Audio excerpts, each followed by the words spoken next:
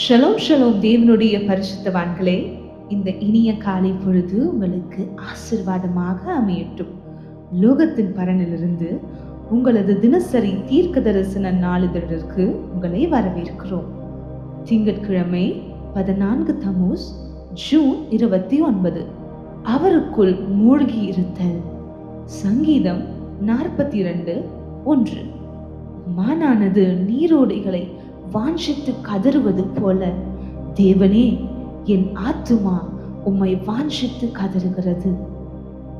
ஒரு கிறிஸ்தவராக தேவனை இன்னும் அதிகமாக அறிய வேண்டும் என்ற வாஞ்சை உங்களுக்குள் இருப்பதை நீங்கள் காண்பீர்கள். நான் தேவனை பற்றி எல்லாவற்றையும் அறிந்துவிட்டேன், இனி புதிதாக கற்றுக்கொள்ள எதுவும் இல்லை என்று யாராவது சொல்வதை கேட்டால் அவர்கள் முற்றிலும் வழி தவறிவிட்டார்கள் என்று தான் நான் எப்போதும் சொல்வேன். நீங்கள் ஆவிக்குரிய ரீதியில் முதிர்ச்சி அடைந்தவராக இருந்தால் உங்கள் உள்ளத்தின் ஆழம் அவரை இன்னும் சிறந்த வழியில் அறிய ஏங்கும். ஒரு மான் தண்ணீருக்காக ஏங்குவது போல உங்கள் ஆத்துமா தேவனுக்காக ஏங்குகிறது என்று வேதம் கூறுகிறது. அவரால் மட்டுமே திருப்திப்படுத்தக்கூடிய ஒரு குறிப்பிட்ட தாகம் இருக்கிறது. பணத்தால் அதை செய்ய முடியாது, உறவுகளால் நிச்சயமாக முடியாது, இந்த உலகத்தில் உள்ள எதனாலும் அதை செய்ய முடியாது. உங்கள் முழு சார்பும் தேவன் மேல் மட்டுமே இருக்க வேண்டும். அவரே உங்கள் ஜீவனின் ஆதாரமும் உங்கள் தலையை உயர்த்துகிறவருமாயிருக்கிறார். நீங்கள் அவருடைய ஜீவ தண்ணீரை பருகும் போது அது உங்கள் ஆவிக்குரிய வறட்சி அனைத்தையும் நீக்கிவிடும். உங்களுக்கு தேவன் தேவைப்படுகிறார் என்பதையும், அவர் இல்லாமல் நீங்கள் ஒன்றுமில்லை என்பதையும் ஒப்புக்கொள்வதில் எந்த பிரச்சனையும் இல்லை. ஆனால் அதை உணர்ந்தும் நீங்கள் எதையும் செய்யாமல் இருப்பதுதான் பிரச்சனை. அவர் இரு கரங்களையும் விரித்து உங்களுக்காக காத்து கொண்டிருக்கிறார். தேவன் உங்களை விட்டு தூரமாக இருப்பது போல் தோன்றும் போது அவர் ஒருபோதும் உங்கள் பக்கத்தை விட்டு விலகவில்லை என்பதை அறிந்து கொள்ளுங்கள். உங்கள் நம்பிக்கைகள் மற்றும் ஆசைகள் அனைத்தும் அவருக்குள் திருப்தியாக்கப்படும். தொடர்ந்து அவருக்கு ஊழியம் செய்யுங்கள். அவருடைய அன்பில் நம்பிக்கையாயிருங்கள். நீங்கள் பலவீனமாக இருக்கும்போது அவர் எப்போதும் பலமுள்ளவராக இருக்கிறார்.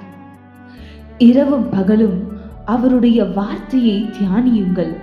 நீங்கள் மகிமையிலிருந்து மகிமைக்கு, இன்னும் அதிக மகிமைக்கு கடந்து போவதை நீங்களே காண்பீர்கள். நீங்கள் அவருக்குள் முற்றிலும் மூழ்கி இருப்பதால் தெய்வீக விடுதலை என்பது உங்கள் அன்றாட நிகழ்வாக மாறுகிறது. தேவன் தாம் யார் என்று கூறுகிறாரோ அப்படியே அவர் இருக்கிறார். அவர் மேல் மட்டும் நம்பிக்கை வையுங்கள், வேறு எவர் மேலும் வேண்டாம். தீர்க்க தரிசன அறிக்கை. தேவன் மீதான என் பசி இந்த ஆண்டில் அதிகரித்துள்ளது. நான் தேவனுடன் அடுத்த கட்ட ஐக்கியத்தை தொடர்ந்து கொண்டிருப்பேன். எந்த ஒரு சூழ்நிலையிலும் நான் முடங்கி கிடந்து விடாதபடிக்கு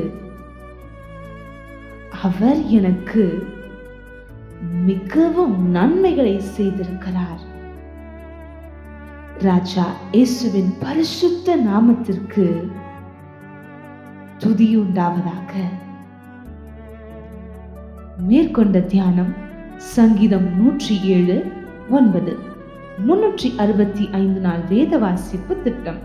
இன்றைய உங்கள் வாசிப்பு திட்டம் லூக்கா 9-11 அதிகாரங்கள். அன்பான பரிசுத்தவான்களே, நீங்கள் பிரகாசமான மகிமையில் ஜொலிப்பதற்காக படைக்கப்பட்டீர்கள். தேவன் யார் என்பதன் அற்புதமான உண்மையை வெளிப்படுத்துவதற்காக உங்கள் வாழ்க்கை படைக்கப்பட்டது. அவருடைய ஒளி உங்கள் வாழ்வில் பிரகாசிக்கட்டும்.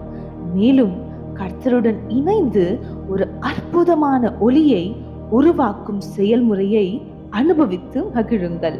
இன்று உங்கள் மீது கூறப்பட்ட தீர்க்க தரிசன வார்த்தைகள் உங்களை உற்சாகப்படுத்தி பலப்படுத்தட்டும். ராஜாவாகிய இயேசுவின் நாமத்தில் ஆமென்.